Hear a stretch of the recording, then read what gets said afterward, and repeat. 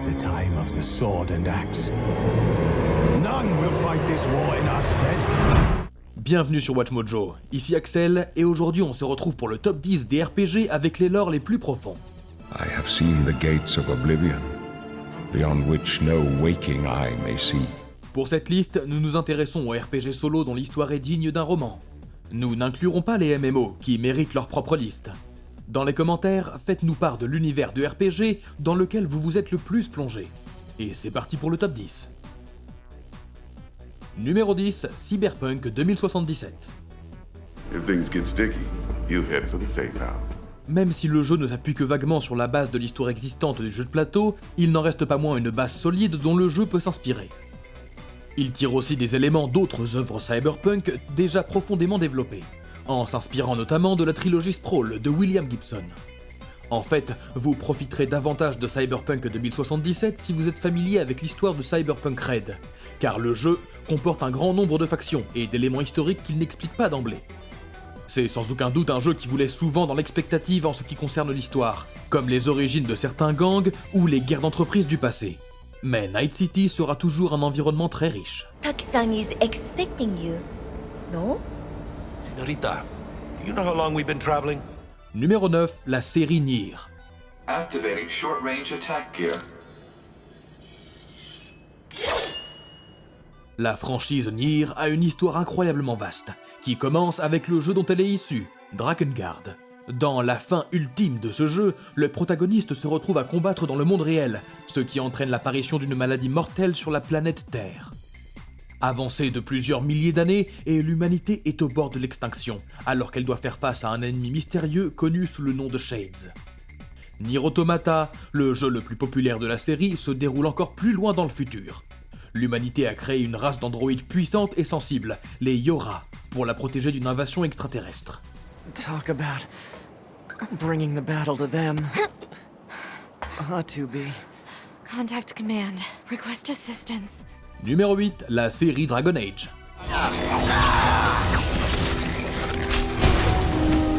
Bien que le genre RPG soit rempli d'environnements de high fantasy, Dragon Age reste un jeu populaire auprès des fans pour son histoire. Sa franchise sœur, Mass Effect, a également un contenu assez vaste que vous pouvez lire dans le codex.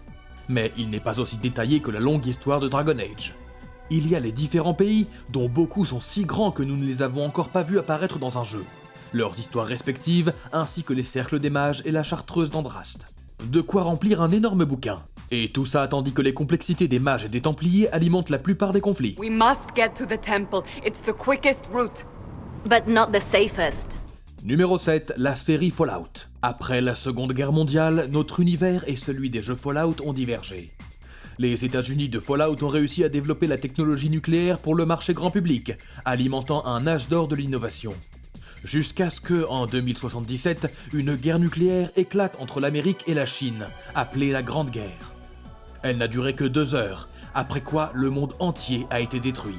Non seulement il y a cette histoire primaire, mais il y a aussi de longues histoires pour des factions comme le NCR et la Confrérie de l'Acier. En fait, si vous avez joué à tous les jeux, vous avez peut-être pu assister à la naissance et à la mort de certaines de ces factions. And if you're passing through, you picked a bad time. Road north has gone to hell, and if I let a caravan through, they won't make it. Numéro 6, la série Baldur's Gate.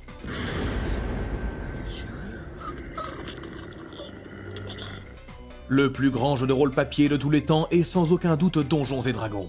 Donc bien sûr, nous devions inclure la franchise qui se déroule dans ce même univers dans notre liste. Elle se déroule dans les royaumes oubliés et a donné lieu à de nombreux jeux et à d'énormes extensions depuis ses débuts en 98. Ces jeux étant tous réalisés par des studios de RPG extrêmement réputés. Des studios comme Black Isle Studio, Snowblind et BioWare ont tous travaillé sur des jeux de cette série. Les extensions rendent la série encore plus complexe, mais cela vaut la peine de prendre le temps de se familiariser avec l'histoire, parce que sincèrement, elle vaut le coup.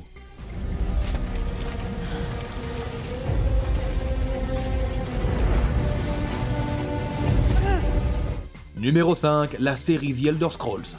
These are the closing days of the Third Era and the final hours of my life.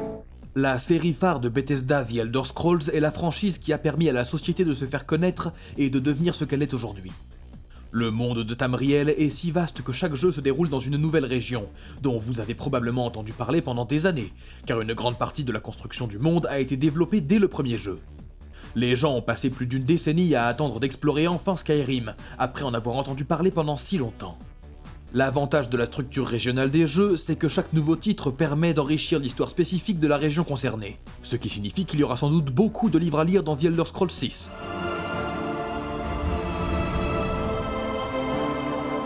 Numéro 4, Divinity Original Sin 2. Before you were overrun by these elves, dwarves, humans, they meddled with a power they didn't understand. Considéré par beaucoup comme l'étalon or absolu des RPG fantasy, Divinity Original Sin 2 ne pardonne certainement pas aux nouveaux venus. Vous allez devoir vous familiariser avec un système de dialogue complexe et des mécanismes de combat dont la courbe d'apprentissage est très raide. Mais tout cela en vaut la peine, pour la richesse et l'univers du jeu. Comme les autres jeux de la série, même si Original Sin 2 est certainement le meilleur, il se déroule à Rivellon et se concentre sur les utilisateurs de magie, appelés ici sourciers d'après la source de leur pouvoir.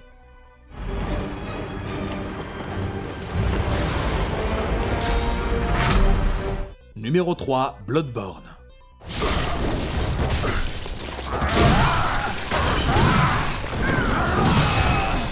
Bien que tous les jeux de From Software aient une histoire riche et profonde, Bloodborne est peut-être le titre qui en contient le plus en une seule sortie.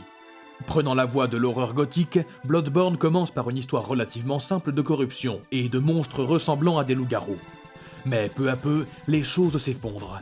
Il s'avère que Bloodborne était en fait un jeu d'horreur cosmique Lovecraftien, débordant d'anciens dieux et d'expériences cauchemardesques.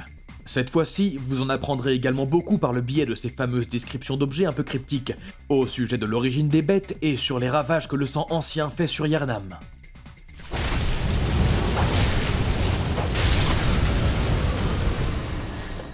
Numéro 2, la série Final Fantasy.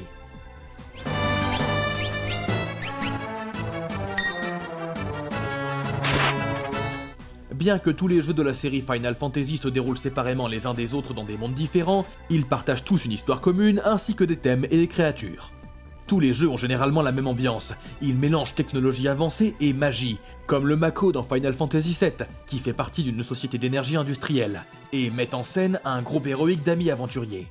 De plus, il y a un animal célèbre que vous verrez dans tous les jeux, les chocobos. Il est extrêmement impressionnant que chaque jeu parvienne à avoir un lore aussi profond sans être nécessairement connecté aux autres. Du moins, pas directement dans la plupart des cas. Avant de continuer, n'oubliez pas de vous abonner à notre chaîne et d'activer la cloche pour être informé à chacune de nos dernières vidéos. Vous avez la possibilité d'être notifié pour des vidéos occasionnelles ou pour toutes nos vidéos. Et si vous êtes sur votre téléphone, assurez-vous d'aller dans vos paramètres et d'activer les notifications. Numéro 1, la série The Witcher.